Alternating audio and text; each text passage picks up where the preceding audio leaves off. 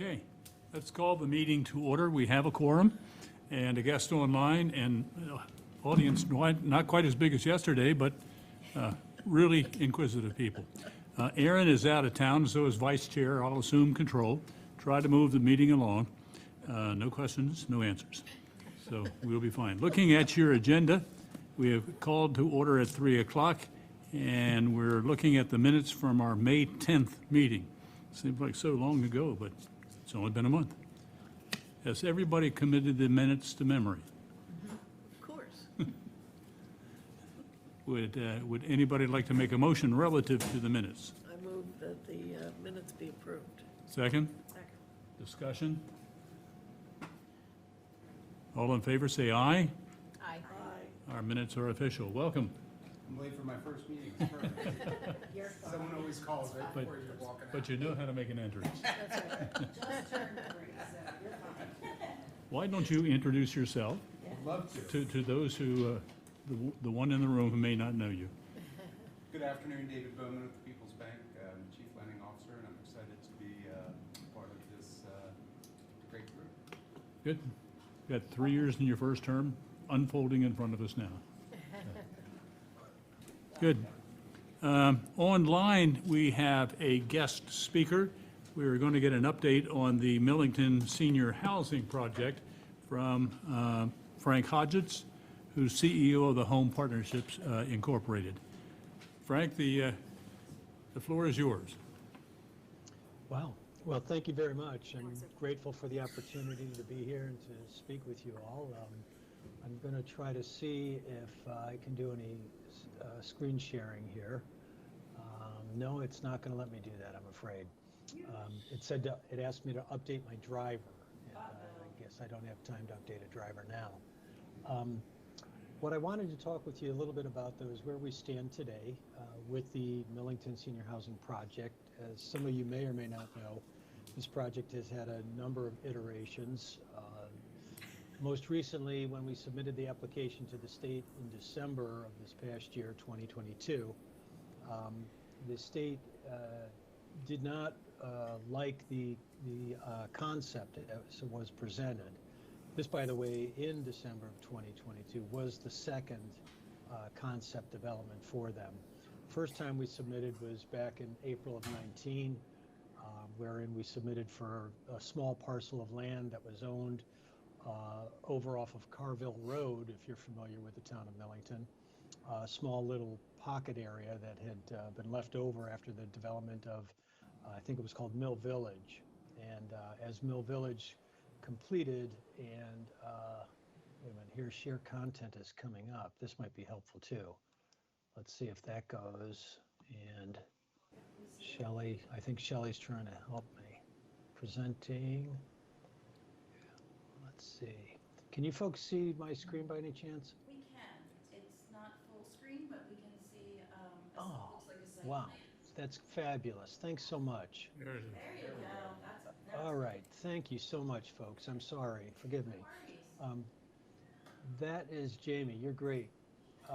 What you're looking at there is the current iteration of the project, wherein to orient you, that's Maryland 313 running from the right side of the sheet to the left. North is going to the left of the page. Obviously, the town hall is just to the bottom of the site plan, which has been prepared for us by Cairns and Associates. But what we've been able to resolve was one of the principal issues or concerns by the state, namely to have a senior housing project that would be separated by a Maryland route, a double yellow road. Even though there wasn't a lot of significant traffic on that road, the state did feel that they would not like to have a situation whereby seniors might be put at risk. So what we've been able to resolve, though, with the town is that there was that parcel that was actually between the ball fields and with the school, and folks know that there was a condition of the transfer of the property that the ball fields would remain, if not in perpetuity, then for a very long time, at the disposal of the Lions Club, to be able to use it for baseball, and things of that nature. And I know that there's been a lot of discussion about possible use of that front section as well. Our project would be comprised of the, 7 or 8 buildings that include the leasing center and the 8-packs that you see, which are the longer buildings running away from Maryland 313 up towards the train track. We have a 4-pack building there, 2 4-packs in the back, and then up by the water tower where we're proposing to build 2 more 8-pack buildings and another 4-pack. Total of 52 units. 38 of those will be for 1 bedroom, and 14 will be 2 bedroom. We are hopeful to be able to resubmit the final application package with the new market study at the end of this month, June, in order to keep the application process going with the state.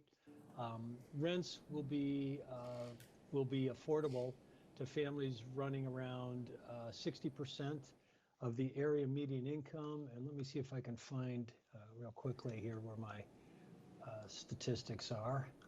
And not to belabor them, I always throw out the number about percentage of area median income, which really doesn't help anybody to understand exactly what we're talking about.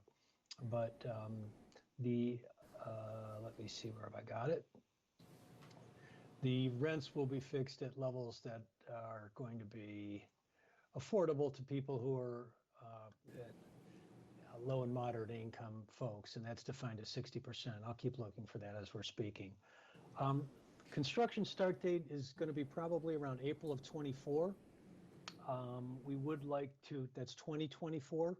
We would like to be able to coordinate with the town as they try to redevelop the existing school building, which is roughly 36,000 square feet.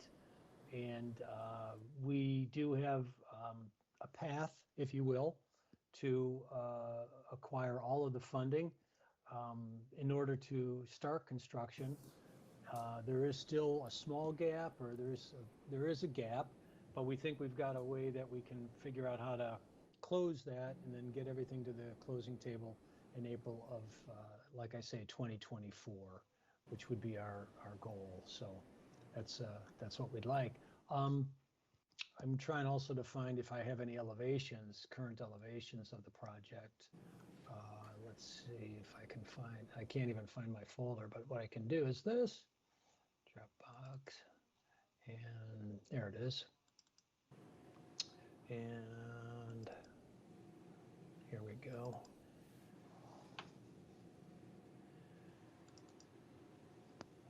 All right, nope, that's not the right one, sorry. I wanted this one. And these are what some of the units would look like in terms of the floor plans for them, but we were hoping to be able to get you something that would show you. Frank, all the buildings are single story, no stairs? They're all single story. They're slab on grade, so the entire site would have what's called universal visitability standards, which means that anyone who has any kind of handicap, walking, wheelchair, et cetera, would be able to move into, we will have let's see, out of 50 units, we'll have 4 units that will actually be UFAS standard, Uniform Federal Accessibility Standards construction. So 4 of the units will have that, but the entire site will be accessible, all parts of it will be accessible to anyone with any kind of a handicap. So visual, hearing, as well as mobility. Let me escape out of that up there. And I was looking for a schematic for you. There we go. And we'll reduce that down. And I'm going to just stop sharing just a minute while I explore for the other things, and we'll keep talking. You still there? Yes. Okay. So I've stopped sharing at this point, and I don't see you guys anymore on my screen. Let me see if I can find it. Yeah, we're here. But anyways, I'm Still happy see I can hear you, and I'd love to take any questions and go from there if I may. Any members with a question for Frank? Frank, what is the construction timetable? We would start construction of April 2024. We anticipate, excuse me, a 14-month construction period. The market study is very strong for the lease up of the units. We usually start leasing 5 months prior to the completion of our first group of buildings. So we anticipate that our lease up period will be starting somewhere towards, what's that, 10 months. So we will be starting to lease up probably in September, October of 2025 is when we're, if I've got that right. 14 months on April 24. So 12 months is going to give us April 25. 2 more months is going to give us June 25, and then come on back from that. So that's going to give me till January, February timeframe when we'd actually start the lease up for the units. But the construction itself will start in April. We usually give the notice to proceed, if not the day after when we close on the funding. We'll give it very, very soon. And after which that time, the general construction or the general contractor will start immediately on the construction of the units. So. Couple numbers, Frank, in terms of the entry age level. 62 and older. 62 and older. They will have Okay. to be 62 and older in order to be able to lease a unit in there. And not only will there be an age restriction, but there will also be income restrictions. Yeah, and what are your income parameters? Let me see if I've got that. I keep looking for it. And Frank, while you're looking for that number, Mhm. I know that the buildings where the residents will be, additional buildings, is there any plans for additional buildings? I'm assuming you're gonna have a leasing office. Any other common areas? There will be a leasing space. It's about 1,700 square feet, of which maybe 600 would be used by us in terms of a leasing area. The remaining community space will be for recreational. We're probably going to have a dog washing station. We're also going to be, we'll have lots of passive recreation and walking and other exercise.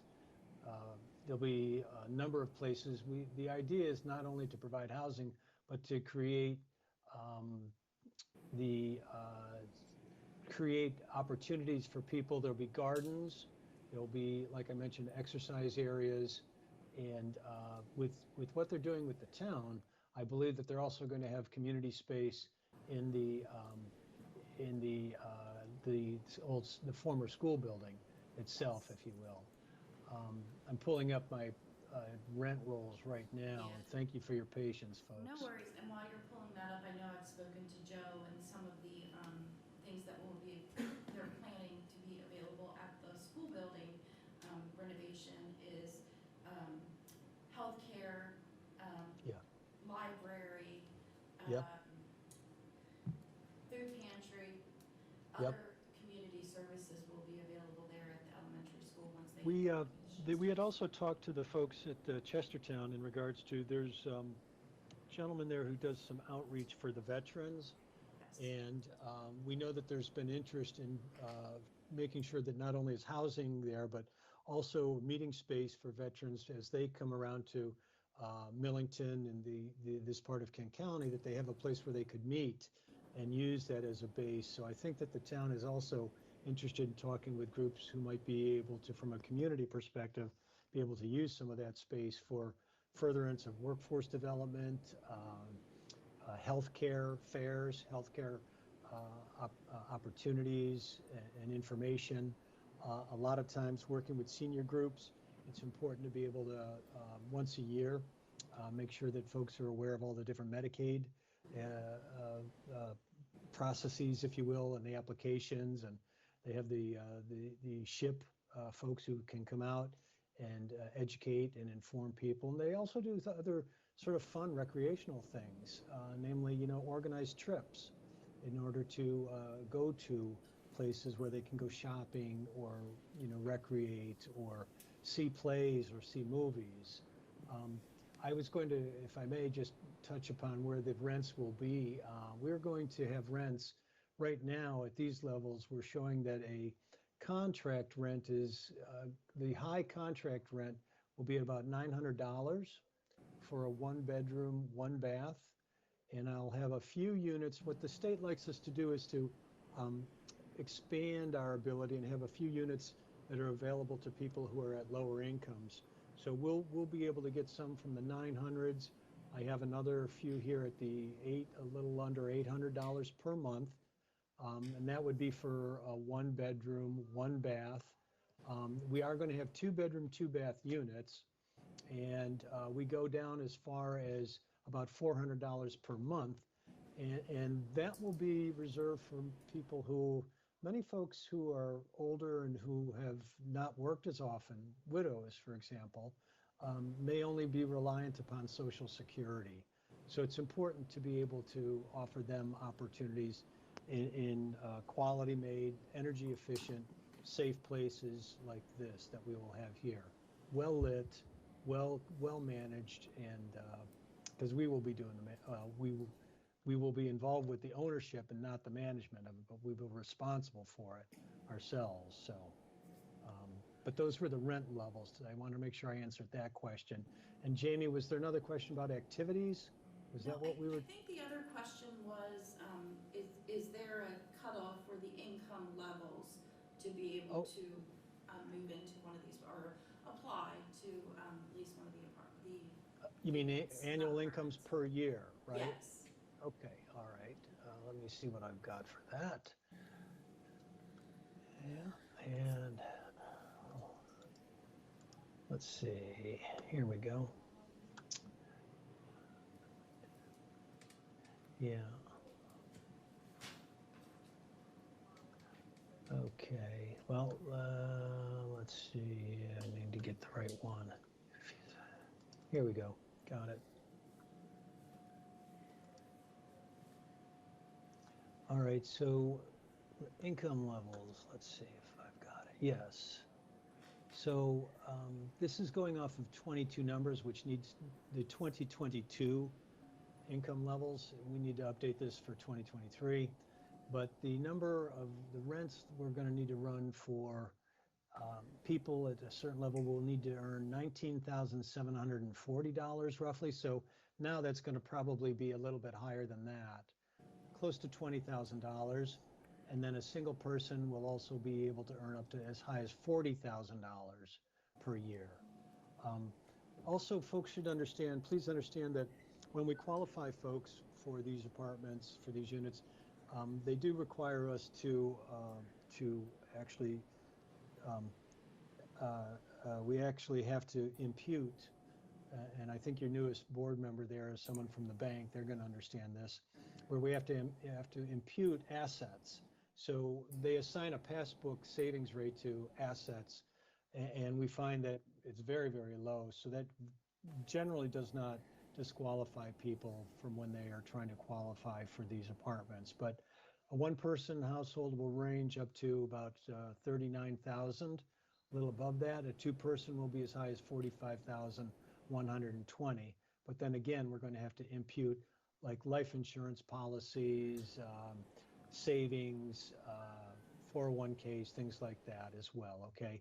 So we have to impute all of that into the final number to qualify what their incomes are. Does that make sense okay? Yes. Ms. Reader, you had a question? Yeah, Frank, I have two questions, actually. On the age limit, if people are coming in as a couple, do they both have to be 65 or older? That's question 60. number one. 62. And question number two is, it seems to me your facility is going to be right next to Rob Vannery Park. Is that correct? I don't believe it is. The ballpark, the Rob Vannery Park, I don't think that's the, where, I thought Rob Vannery was back down Yeah, off of, that's off of, what is it, 291? yeah. Right. 290, Oh. yeah. I know which building you're thinking about. Paula, that's already been renovated into apartments. Okay, It's the elementary school, if you go to the light and make the left and then go out that way. got it, Yeah. got it. That's the area. Okay, okay. And the answer to the first question?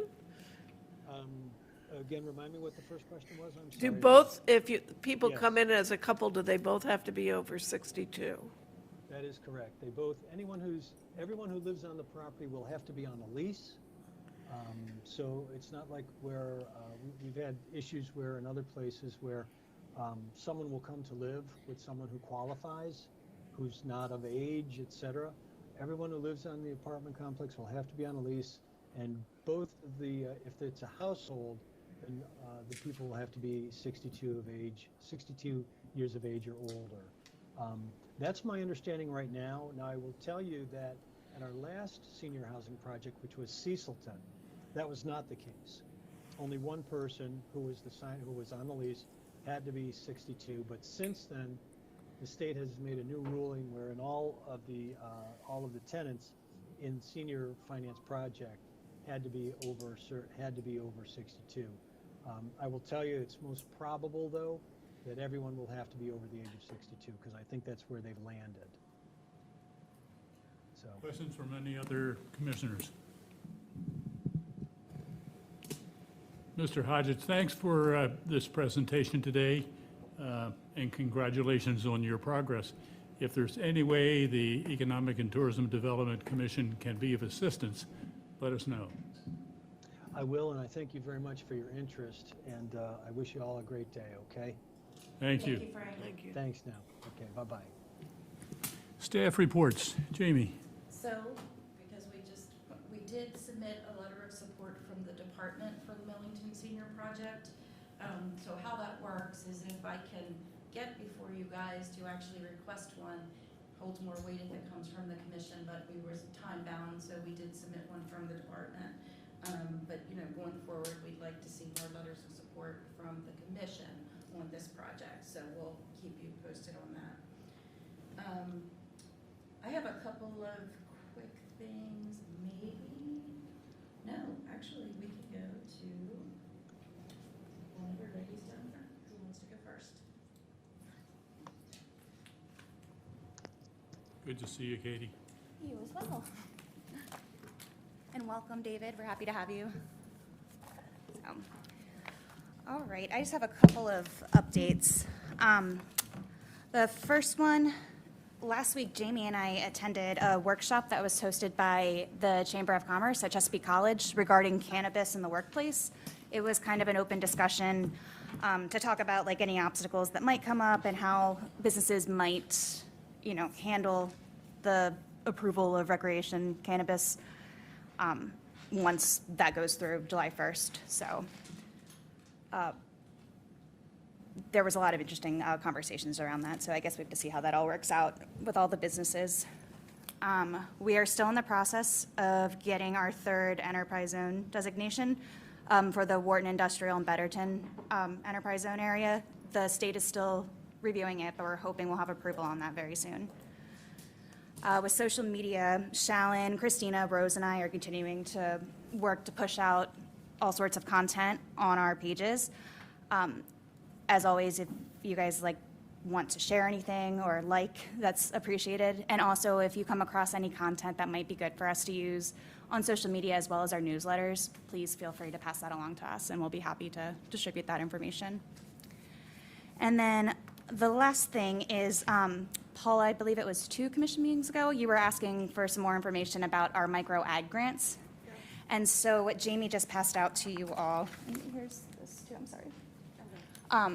I just pulled the numbers for the last 3 years that we've had this grant program, who was awarded and the amounts that they were awarded. And I also included a copy of the scoring criteria form that we've used it the last 3 years.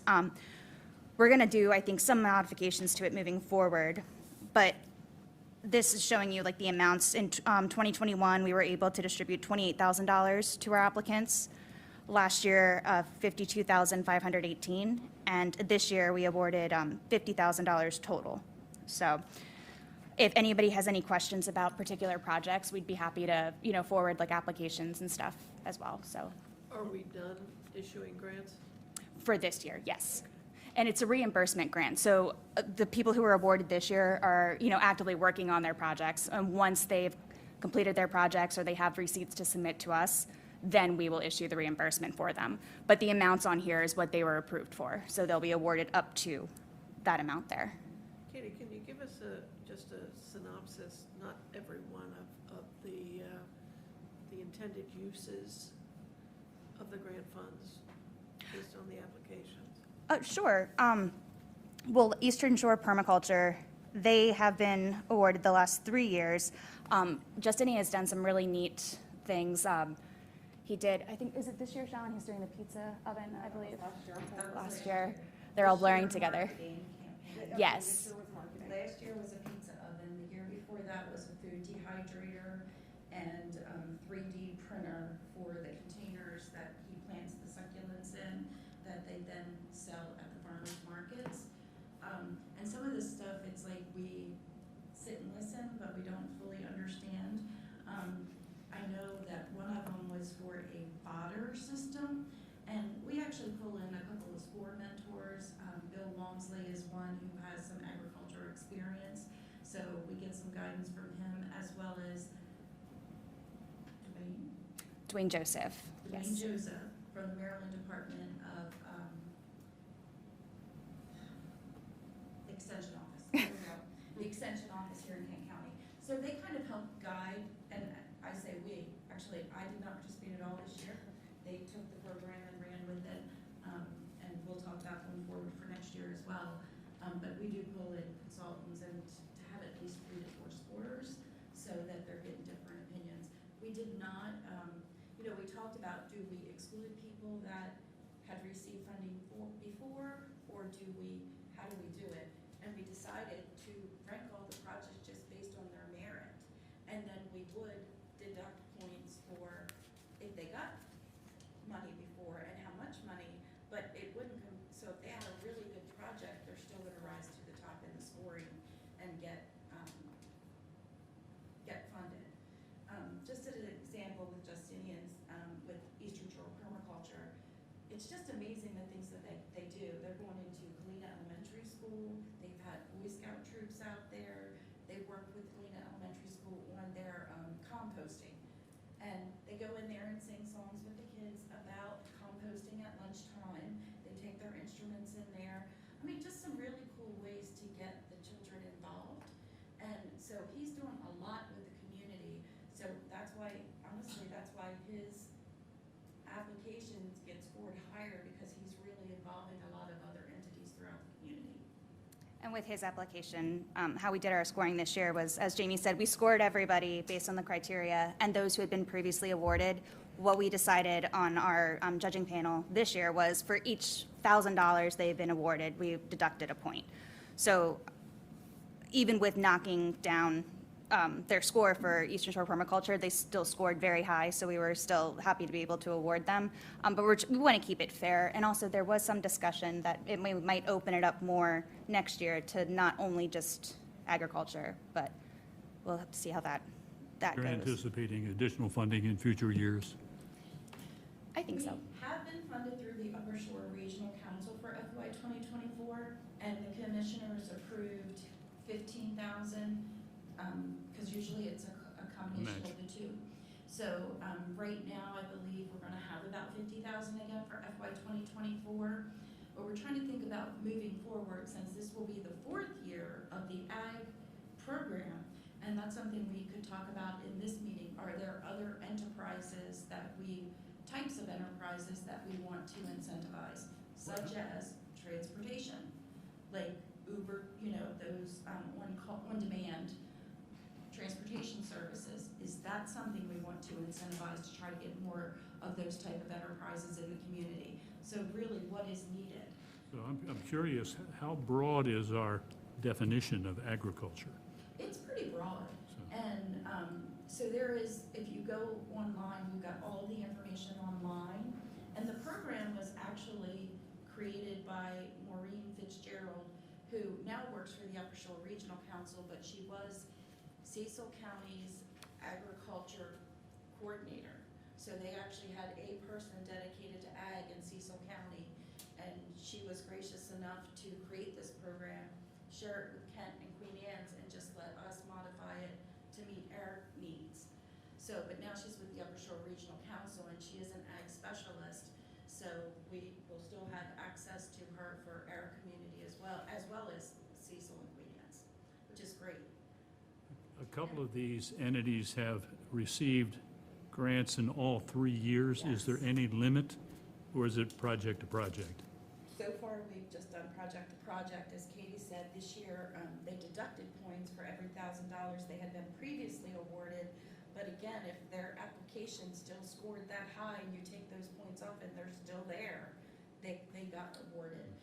But next year, the committee, the judging committee, the scoring panel of Katie, 2 score mentors, and Dwayne from the Maryland Extension Office, there we go. If they decide that, okay, anybody that's got it 3 years, they're not gonna be eligible again, we can change that criteria from year to year to try to spread it out. Is the deduction the same each year, or does it go down, so third year they would add further? They can modify it, David, that's a good question, but they can modify it as they see fit. And it's really based on how many applications they received too. This year we received about 17, which was great.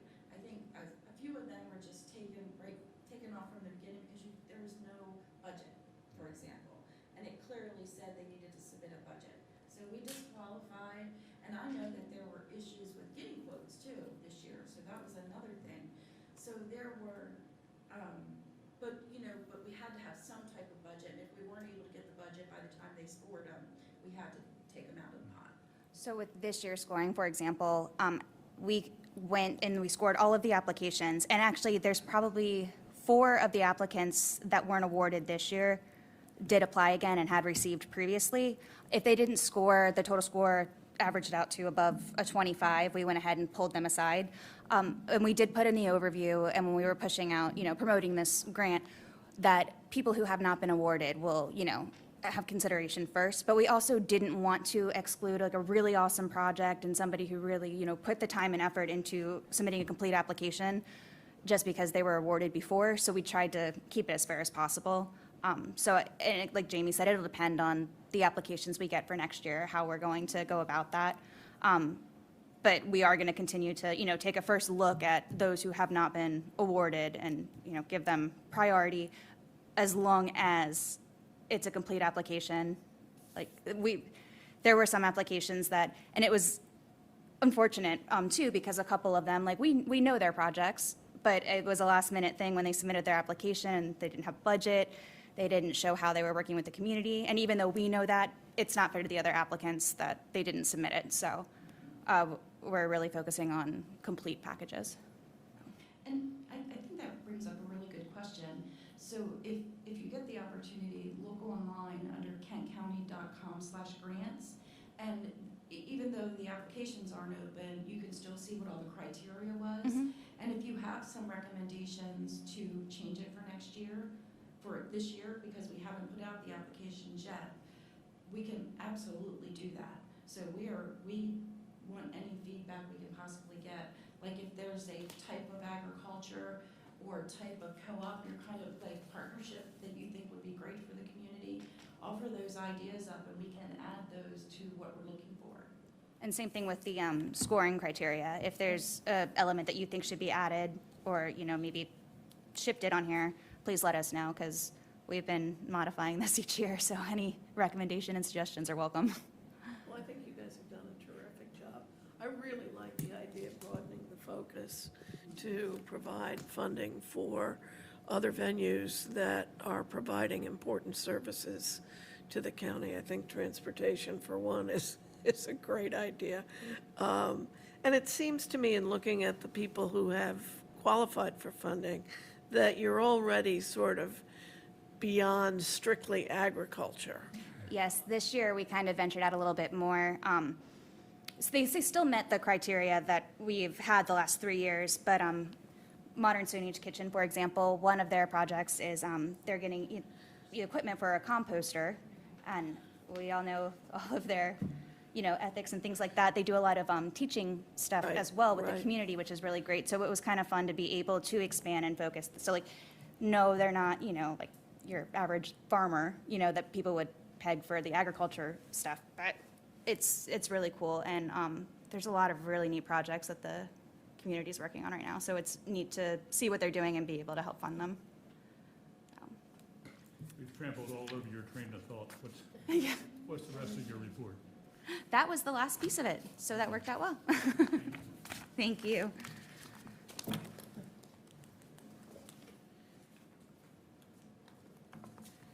Good afternoon. Alan? Hi, David. I'm Shallon. I just want to say that. I'm the tourism manager for King County Economic and Tourism Development. Welcome. So we have started mapping out our FY24 marketing.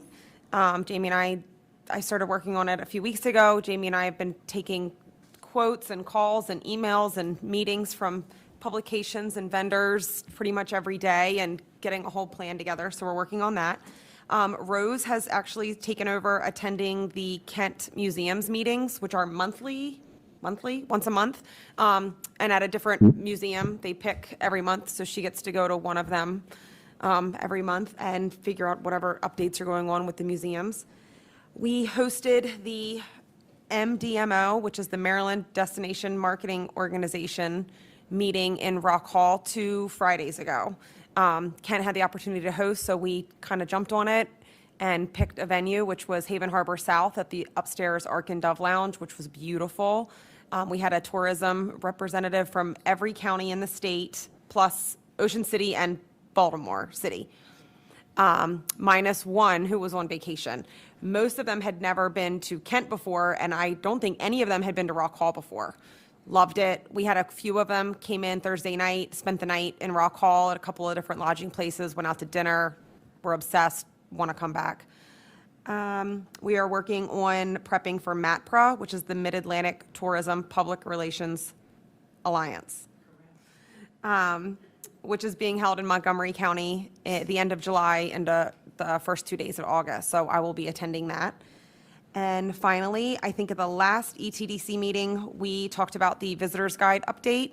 So that has finally been completed. Katie made all the edits to that and has put the new digital updated version on the website. And that's it. Been seeing your TV ads? What kind of I have not seen, I mean, I've seen them. I haven't seen them aired Ah. because I, stream everything at my house. So busy working. you I'm don't- so busy working and being a mom, so I just have no time for television. But I know a ton of people who have seen them. Jamie and Katie and Rose. Rose has seen them, I think. Yeah. So yeah, They're quick, but to the point. and good, right? Are they 5 seconds? They 5 seconds? or No, 10? they're 15 and 30. Okay, Yeah. I've seen the 15s. Okay. And we just had our first information packet request based on seeing the commercial. Yeah. Someone who saw a commercial requested a packet of literature that Rose mailed them. That's good, because it's expensive. Yes. Yes. All right. Thank you. Any other staff?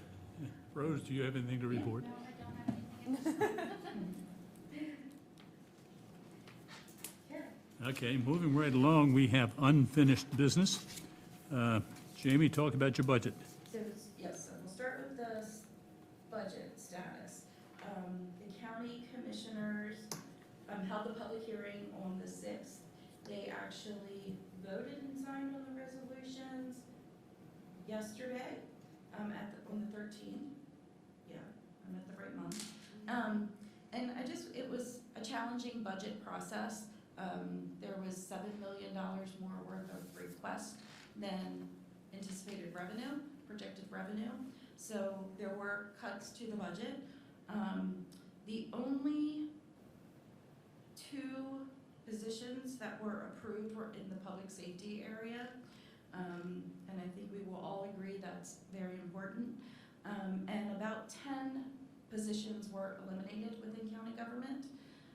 The new position for housing and transportation that was proposed, or project manager coordinator, was not funded either.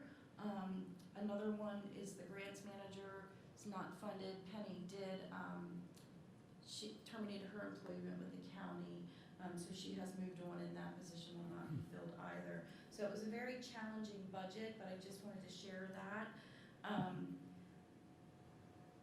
On the economic development side, a couple of good things that were funded. I want to talk about the seasonal shuttle, Rock Hall, Chestertown.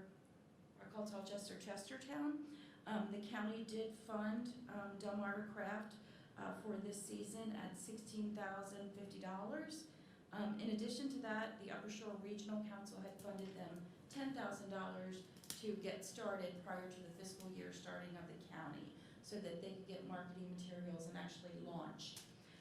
The town of Rock Hall funded them at $5,000, and the town of Chestertown, last I heard, had committed to funding them at $5,000 as well. So good year, good partnership there to provide that seasonal shuttle, and again, get some good data on ridership. Jamie, did the town of Rock Hall actually give money, or was it the Greater Rock Hall Business Association? It was the town.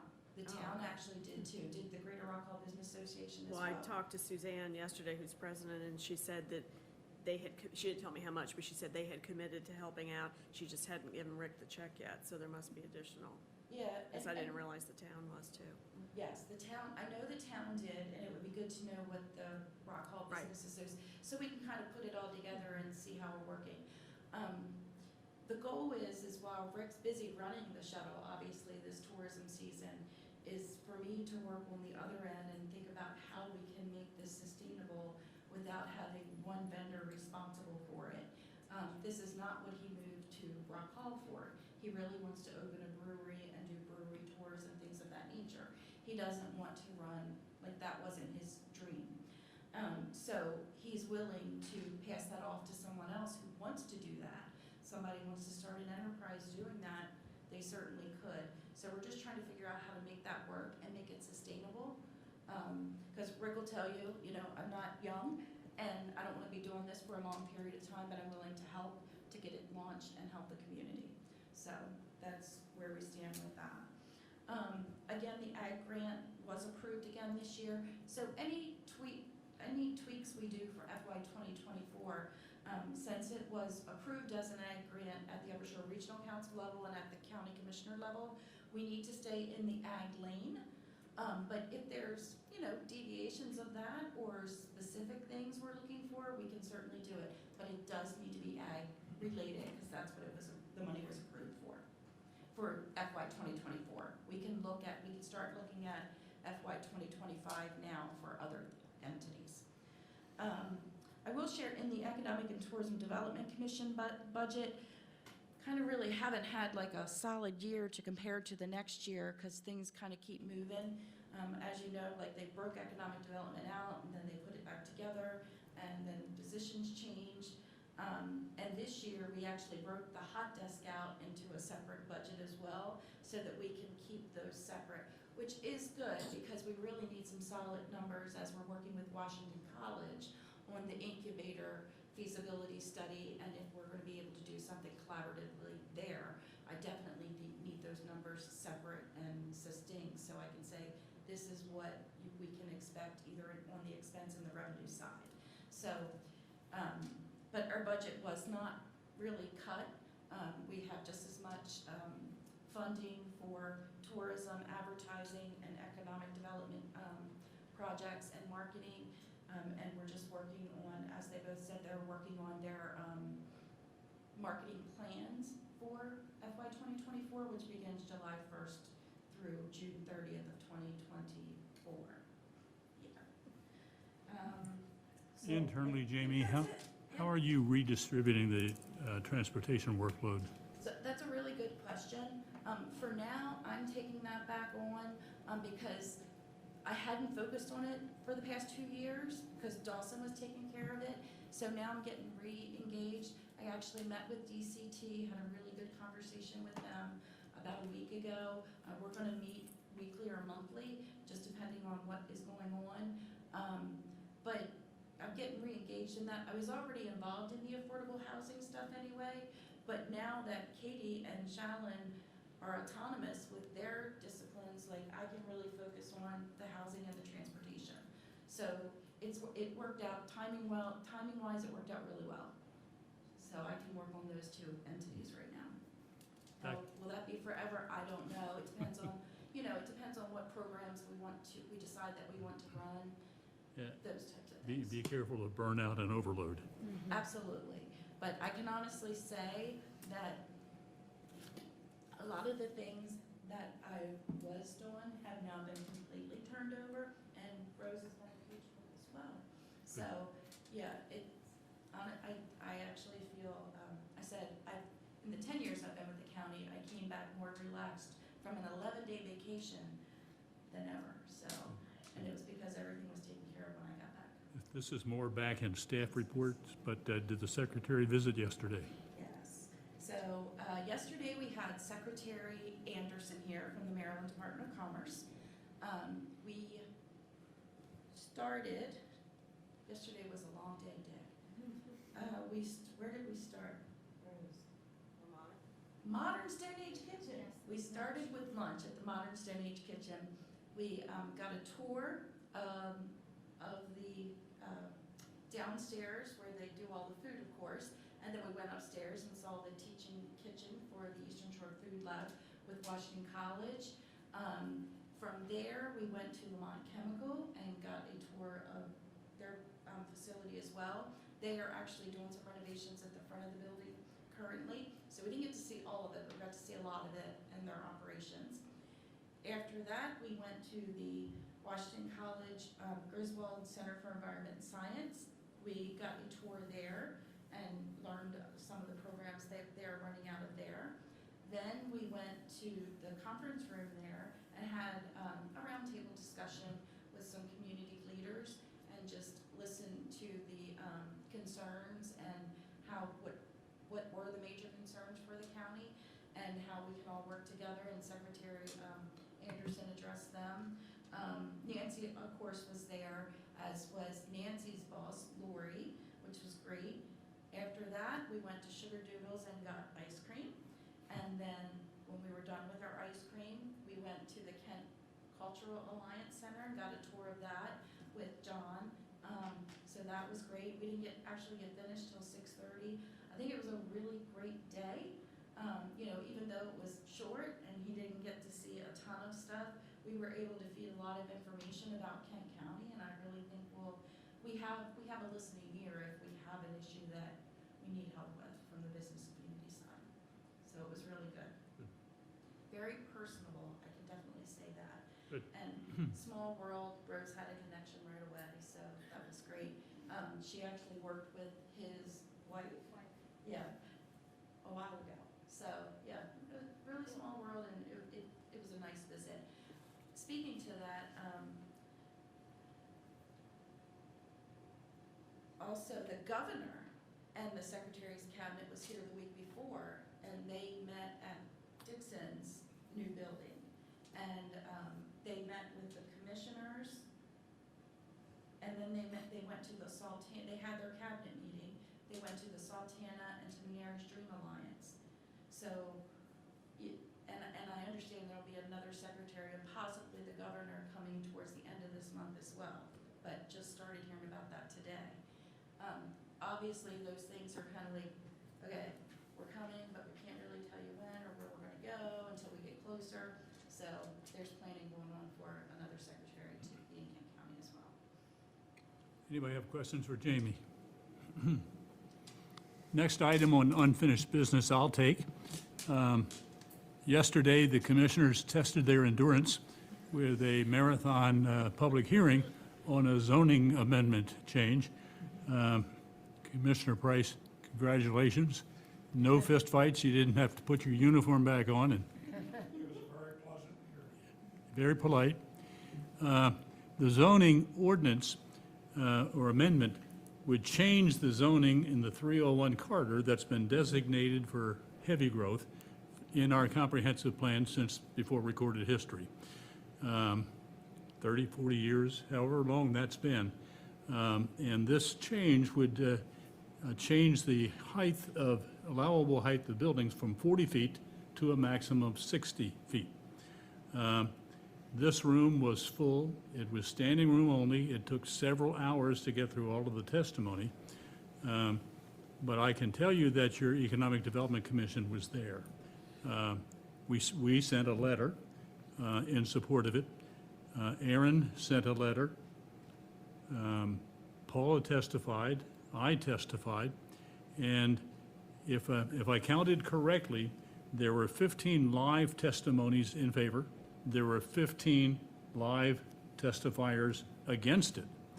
And then Commissioner Fithian read all the letters that had been sent in. Got to read the other half of Paula's letter because she exceeded her time limit. No, I was bounced off. You were bounced off. And of those letters, 12 were in favor and 9 were against. Now, I may have miscounted one or more, but showing that ratio sends a message to me, who have been in countless public hearings over my 32 years in economic development. It's rare for proponents to show up in the numbers that we did. Usually those in opposition to any legislation, especially zoning, especially growth, will come out in numbers and keep their oxes from being gored. It was balanced, it was lively at times, but always professional and under control. So I think congratulations to everybody who was involved in the process. Now it goes to the commissioners for their final consideration. The record is open until Friday, I think midday Friday, if you want to send a note in. Today's Thursday, you're right, Friday. But it's a classic economic development issue, and it's good that everybody weighed in on it. We did have one person say she would move her business out of the county and take all our customers. But other than that, it was factual, mostly. Some used facts, twisted a little to support their case, but it was a good debate. And I would say I was happy to see some younger folks show up and testify, regardless of their position. It was just great to see them engaged and participating. So, I mean, just show up and voice your opinion, because it really does make a difference. And like I said, I don't care what position they took, just was very happy to see some younger folks there. Well, the other, if I could add, the other, a couple of notable things. First of all, you can add one more pro to the list. The Bay Area Association of Realtors told me today that they're sending a letter in favor of adoption of the amendment. And tying into that, I think the other notable thing was the number of organizations and municipalities that weighed in. Galena, Chestertown, Rock Hall were all represented as in favor of the amendment. The school board, the Chamber of Commerce, the Greater Business Association from Rock Hall, all of Brian those. Matthews' organization. Kent Forward, all of those organizations weighed in, and I think that speaks to, their representation of all of their members. And that's a very positive, pro-economic development message. That does leave out 2 towns that haven't weighed in. I did participate in the town of Betterton's mayor and council meeting last night. They're more or less in favor, but are not going to write a letter one way or the other, largely because Commissioner or Councilman Wayne Gilchrist is on the Betterton Town Council, and he's got a whole different idea. Now, while the ideas aren't mutually exclusive, he did testify against the legislation and in favor of the school system solving all our workforce development problems. So, Tracy, There you go, Tracy. you may get a call. But as I say, it was polite, and most everybody adhered to their 3-minute time limit. Most everybody actually were able to be heard on the mic, not everybody. And my parting comment to the commissioners was, this is an allowance. It's not a mandate. It's not saying that every building moving into this district, creating jobs and tax base, has to be 60 feet tall. Nobody suggested a 15-foot basement and staying within 60, but it's an idea. But it's not as if we'll ever have 60-foot buildings in that district, but when the client comes along, that box is checked. And when businesses look to find a location, we all know this, the first phase of that process is a process of elimination. Let's find all the places we know we don't want to go. And if they are told by their advisors or somebody in the family that Kent County really isn't for business, we're not even on the short list. And this puts us on more short lists. We want to be at the table when those final decisions are being made. And that's all I have to say about that. Okay. Well, the next item I'll take, just wanted to, we've had a lot of changes with membership, so I just want to make sure that we're all kind of up to speed on that. One was for, against his will, Dick Story has been reappointed to fulfill his second full term. That's not Yay. true. You know, I asked him first. So his second full term, so he has started serving his second full term, so thank you, Dick. And then David Bowman was appointed by the county commissioners at the previous meeting, so he's here with us today. And he takes the place of Rob Thompson, so thank you. And then last night, or yesterday, seems like last night, it seems like it was just a few minutes ago, at the county commissioners meeting to fill Tracy's term, and Tracy, thank you for coming today, so we had time to process this. Judy Gifford, who I believe is on the line, was appointed, so welcome Judy to the commission, and will start serving with the commission at our July meeting. So welcome to the new members. Judy and David, we will teach you this secret handshake at a future meeting. New business. Who has new business to discuss? I neglected to say one thing. I'm sorry. My brain doesn't work in order all the time. So with Tracy coming off the commission, we thought it was really, really important to have the education in Kent County Public Schools for, keep them top of mind. And how do we keep promoting all the good things that are happening at Kent County Public Schools? And Dan is their new, what is your official title, Dan? I am Thank you. Sorry, I'm still not used to testifying. that's Normally, I great. sit in the back and take notes. Yeah. I am the Public Relations and Communications Specialist for Kent County Public Schools. So I am doing public relations, I'm doing website management, I am calling every single parent at 5 a.m. to let them know there's a fog delay. Oh, wow. I do a little bit of everything, so.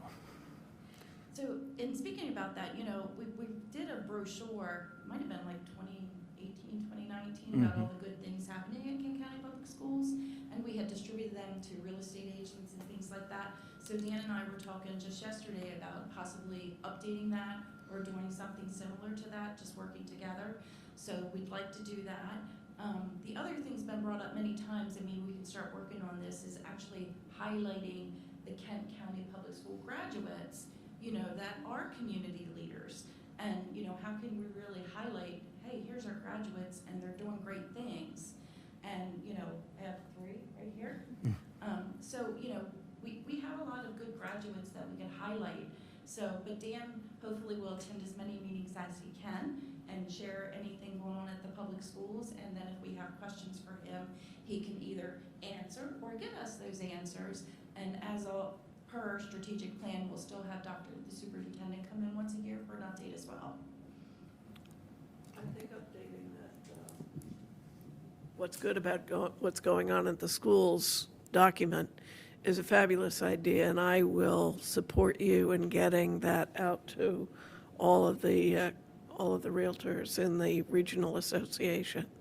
So, get it done. Get it done. It's It's on my summer list, my summer to-do list.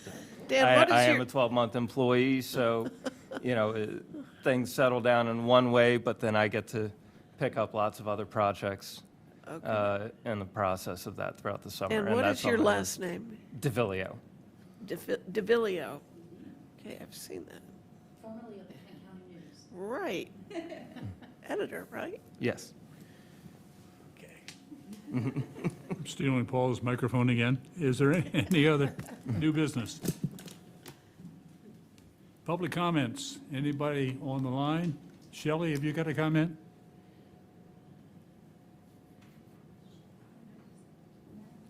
She's multitasking. Thank you, but no. I'm good to go. I couldn't find the mute button. Unmute. Yeah. Thank you for asking. Well, thanks for being liaison, Shelley. We appreciate your support, and we really appreciate Tracy's input. Been a voice of reason every once in a while, Every once in a while. and we'll miss you. Yes, I we will. miss you guys too. This is, I tell you, I think I've probably learned way more from being on this committee just about the county and some of these inner workings than I have been able to probably provide to you, so, I Make sure you appreciate get it. recorded now. I appreciate it. Well, any other business for this Mutual Admiration Society? Do we have a motion to adjourn? So moved. David, would you like to second that? I'll second that. And we have a second. All in favor, please stand.